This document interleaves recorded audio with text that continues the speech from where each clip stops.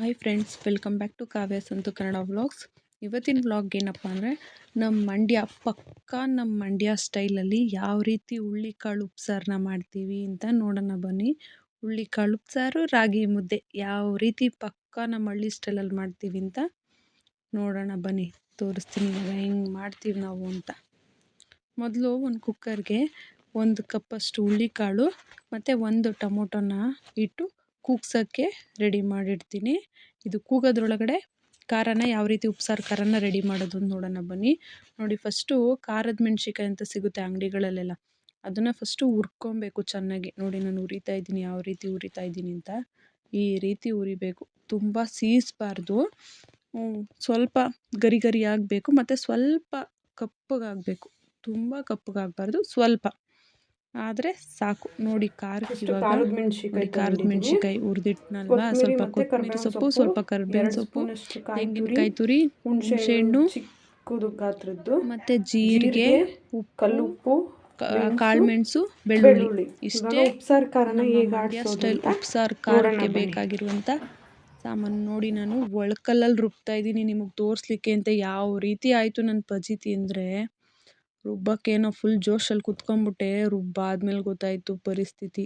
ಕೈಯೆಲ್ಲ ಉರಿ, ಅದರಲ್ಲಂತೂ ಈ ಚಳಿಗೆ ಕೈಯೆಲ್ಲ ಒಡ್ಕೊಂಬಿಟ್ಟೈತೆ. ಒಡೆದಿರೋದಕ್ಕೂ ಅದಕ್ಕೂ ಏನು ವೀಡಿಯೋ ಮಾಡೋ ಖುಷಿಲಿ ಬರ ಅಂತ ರುಬ್ಬಿ ಎಲ್ಲ ಉಪ್ಸಾರೆಲ್ಲ ಮಾಡಿದೆ. ಆಮೇಲೆ ನೋಡಿದ್ರೆ ಕೈಯೆಲ್ಲ ಉರಿಯೋಕ್ಕೆ ಶುರು ಆಯಿತು. ನೋಡಿ ಯಾವ ರೀತಿ ನಾನು ಒಳ್ಳಲ್ಲಿ ರುಬ್ತಾ ಇದ್ದೀನಿ ಅಂತ. ಬಟ್ ಖಾರದ ಟೇಸ್ಟ್ ಮಾತ್ರ ಸೂಪರಾಗಿತ್ತು. ಯಾಕೆ ಹೇಳಿ, ಒಳ್ಳಲ್ಲಿ ರುಬ್ಬಿದ್ದೆ ಅಲ್ವಾ, ಅದಕ್ಕೆ. ಕೈಯೆಲ್ಲ ಉರಿ ಬರ್ಸ್ಕೊಂಡು ರುಬ್ಬಿದ್ಮೇಲೆ ಟೇಸ್ಟ್ ಚೆನ್ನಾಗಿರದೇ ಇರ್ತದಾ? ಸೂಪರಾಗಿತ್ತು. ಒಂದು ಸಲ ಟ್ರೈ ಮಾಡಿ. ಈ ಖಾರನ ರೆಡಿ ಮಾಡಿ ಇಟ್ಕೊಂಬಿಟ್ರೆ ಸುಮಾರು ಫ್ರಿಜ್ಜಲ್ಲಿ ಇಟ್ಕೊತೀವಿ ಅಂದರೆ 15 ದಿನ ಸ್ಟೋರ್ ಮಾಡ್ಬೋದು. ಪಕ್ಕಾ ಹಳ್ಳಿ ಸ್ಟೈಲ್ ಖಾರ ಇದು. ಒಂದು ಸಲ ಟ್ರೈ ಮಾಡಿ, ಸೂಪರಾಗಿರ್ತದೆ.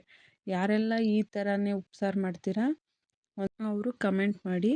ಮತ್ತು ಯಾರು ಈ ವಿಡಿಯೋನ ನೋಡಿ ಇದೇ ರೀತಿ ಖಾರನ ರೆಡಿ ಮಾಡಿ ಉಪ್ಸಾರು ಮಾಡ್ತೀರಾ ಅವರು ಕೂಡ ಹೇಗಿತ್ತು ಟೇಸ್ಟು ಅಂತ ಕಮೆಂಟ್ ಮಾಡಿ. ನೋಡಿ ಎಷ್ಟು ಸೂಪರಾಗಿ ರುಬ್ತಾ ಇದ್ದೀನಿ ನಾನು ಅಂದರೆ, ವಾವ್. ಮಿಕ್ಸಿಲೇ ರುಬ್ಬೋದು, ಬಟ್ ನೋಡೋಣ. ನಾನು ಆವಾಗವಾಗ ಒಳ್ಳಲ್ಲೂ ರುಬ್ತೀನಿ. ನಮ್ಮ ಒಳ್ಳು ಬೇಗ ಸಮಯೋದ್ರಿಂದ ಬೇಗ ಖಾರನ ರುಬ್ತೆ ಚೆನ್ನಾಗಿರ್ತದೆ. ಖಾರ ಮತ್ತು ಚಟ್ನಿನೂ ಒಳ್ಳಲ್ಲಿ ರುಬ್ಬಿದ್ರೆ ಚೆನ್ನಾಗಿರ್ತದೆ. ಇವತ್ತಿಗೂ ನನ್ನ ತಂಗಿಯವರ ಅತ್ತೆ ಮನೇಲಿ ಅವರು ಚಟ್ನಿ ಮತ್ತು ಉಪ್ಸಾರು ಖಾರನ ಒಳ್ಳಲ್ಲೇ ರುಬ್ಬೋದು. ಅವ್ರು ಯಾವಾಗಲೂ ಒಳ್ಳಲ್ಲೇ ರುಬ್ತಾರೆ. ಟೇಸ್ಟ್ ಮಾತ್ರ ಸೂಪರಾಗಿರ್ತದೆ. ನೀವು ಒಳ್ಕಲ್ಲಿದ್ದರೆ ನಿಮ್ಮ ಮನೇಲೂ ರುಬ್ಬಿ. ಎಲ್ಲ ಯಾರು ಒಳ್ಳಲ್ಲೆಲ್ಲ ರುಬ್ಬಿ ವಿಡಿಯೋನ ನೋಡಿ ಅಡುಗೆ ಮಾಡ್ತಾಯಿದ್ದೀರಾ ಇದೇ ರೀತಿ, ಅವರು ಕಮೆಂಟ್ ಮಾಡಿ. ನಾವು ಈ ರೀತಿ ಮಾಡ್ದು ಅಂತ ನನಗೊಂದು ಖುಷಿ ಸಿಗುತ್ತೆ. ಮತ್ತು ನೆಕ್ಸ್ಟ್ ಯಾವುದಾದ್ರೂ ವೀಡಿಯೋ ಬಂದಾಗ ನಾನು ಮತ್ತೆ ಒಳ್ಳಲ್ಲೇ ರುಬ್ಬಿ ನಾನು ನಿಮ್ಗೆ ಅಡುಗೆ ಮಾಡಿ ತೋರಿಸ್ತೀನಿ. ನೋಡಿ, ಇವಾಗ ಒಂದೊಂದು ಐಟಮ್ ಯಾವ ರೀತಿ ಹಾಕೊಂಡು ರುಬ್ತಾ ಇದ್ದೀನಿ ಅಂತ. ಇವಾಗೇನು ಕೊತ್ತಂಬರಿ ಸೊಪ್ಪು ಮತ್ತು ಕರಿಬೇವಿನ ಸೊಪ್ಪು ಎರಡೇ ಐಟಮ್ ಇರೋದು. ಇವಾಗ ಇದೆರಡೂ ಹಾಕಿ ನುಣ್ಣಗೆ ರುಬ್ಬಿದ್ರೆ ನಮ್ಮ ಉಪ್ಸಾರಿಗೆ ಬೇಕಾಗಿರುವಂಥ ಉಪ್ಸಾರು ಖಾರ ರೆಡಿಯಾಗುತ್ತೆ. ಈ ಚಳಿಗೆ ತುಪ್ಪ ಹಾಕ್ಕೊಂಡು ಬಿಸಿ ಅನ್ನದ ಜೊತೆಯಲ್ಲಿ ತಿಂದ್ರಂತೂ ಅದ್ಭುತ, ಸ್ವರ್ಗ. ಟೇಸ್ಟ್ ಅಂತೂ ಅದ್ಭುತವಾಗಿರುತ್ತೆ. ತಿಂದಿರೋರು ಗೊತ್ತಿರುತ್ತೆ ಇದ್ರ ರುಚಿ ಹೆಂಗಿರುತ್ತೆ ಅಂತ. ನೀವು ಎಲ್ಲ ಟೇಸ್ಟ್ ಮಾಡಿದರೆ ಕಮೆಂಟ್ ಹಾಕಿ. ಯಾರೆಲ್ಲ ಹೊಸದಾಗಿ ನನ್ನ ಯೂಟ್ಯೂಬ್ ಚಾನಲ್ನ ನೋಡ್ತಾ ಇದ್ದೀರಾ ದಯಮಾಡಿ ಸಬ್ಸ್ಕ್ರೈಬ್ ಮಾಡಿ, ಪಕ್ಕದಲ್ಲೇ ಇರುವಂಥ ಬೆಲ್ ಬಟನ್ನ ಕ್ಲಿಕ್ ಮಾಡಿ, ಶೇರ್ ಮಾಡಿ, ಲೈಕ್ ಮಾಡಿ ಮತ್ತು ಕಮೆಂಟ್ ಮಾಡಿ.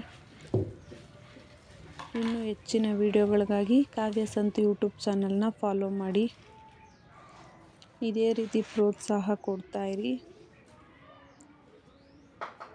ನೋಡಿ, ಇವಾಗ ಇದನ್ನು ಸ್ವಲ್ಪ ಕರಿಬೇವಿನ ಸೊಪ್ಪು ಮತ್ತು ಕೊತ್ತಂಬರಿ ಸೊಪ್ಪನ್ನು ಹಾಕ್ಕೊಂಡು ರುಬ್ತಾಯಿದ್ದೀನಿ. ಕರಿಬೇವಿನ ಸೊಪ್ಪು ಜಾಸ್ತಿ ಹಾಕೊಬೋದು, ಟೇಸ್ಟ್ ಚೆನ್ನಾಗಿರುತ್ತೆ. ನೋಡಿ, ಫೈನಲಿ ಖಾರ ರೆಡಿ ಆಯಿತು. ಇವಾಗ ನೆಕ್ಸ್ಟ್ ಏನಪ್ಪ ಅಂದರೆ ಉಪ್ಸಾರಿಗಿಡೋದು.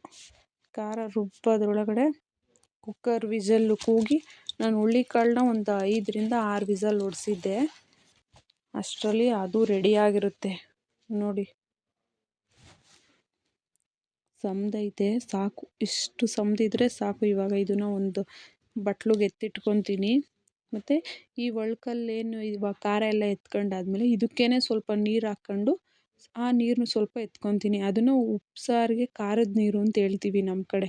ನಮ್ಮ ಮಂಡ್ಯ ಹಳ್ಳಿ ಶೈಲಿಲಿ ಹೇಳಬೇಕು ಅಂದರೆ ಖಾರದ ನೀರು ಅಂತ ಹೇಳ್ತಾರೆ. ಅದನ್ನು ಮತ್ತು ಈ ಹುಳ್ಳಿಕಾಳು ಬೆಂದಿತ್ತಲ್ಲ, ಈ ನೀರನ್ನ ಎರಡನ್ನೂ ಚೆನ್ನಾಗಿ ಕುದಿಸಿ ಟೊಮೊಟೊ ಎತ್ಕೊಂಡಿರ್ತೀವಲ್ಲ ಅದನ್ನು ಸ್ವಲ್ಪ ಕಿವುಚಿ ಒಳಗಡೆ ಹಾಕಿ ನೆಕ್ಸ್ಟು ಹೀರೆಕಾಯಿ ಹಾಕಿ ಚೆನ್ನಾಗಿ ಬೇಯಿಸಿದ್ರೆ ನಮ್ಮ ಉಪ್ಸಾರು ರೆಡಿಯಾಗುತ್ತೆ.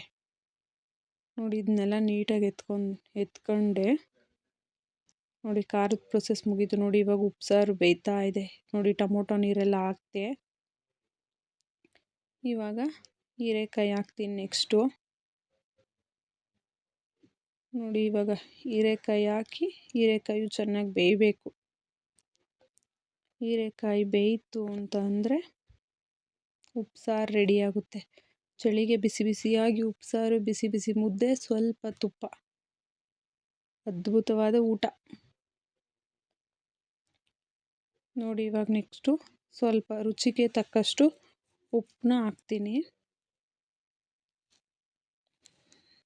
ನೋಡಿ ಫೈನಲಿ ಉಪ್ಸಾರು ರೆಡಿ ಆಯಿತು. ಇವಾಗ ನೋಡಿ ಉಪ್ಸಾರು ಮುದ್ದೆ ಎಷ್ಟು ಚೆನ್ನಾಗಿದೆ ನೋಡಿ. ಇದೇ ರೀತಿ ವಿಡಿಯೋನ ನೋಡ್ತಾ ಇರಿ. ಕಮೆಂಟ್ ಮಾಡಿ, ಶೇರ್ ಮಾಡಿ, ಲೈಕ್ ಮಾಡಿ. ಸಿಗುವ ಮುಂದಿನ ವಿಡಿಯೋದಲ್ಲಿ. ಅಲ್ಲಿವರೆಗೂ ಥ್ಯಾಂಕ್ ಯು. Bye bye.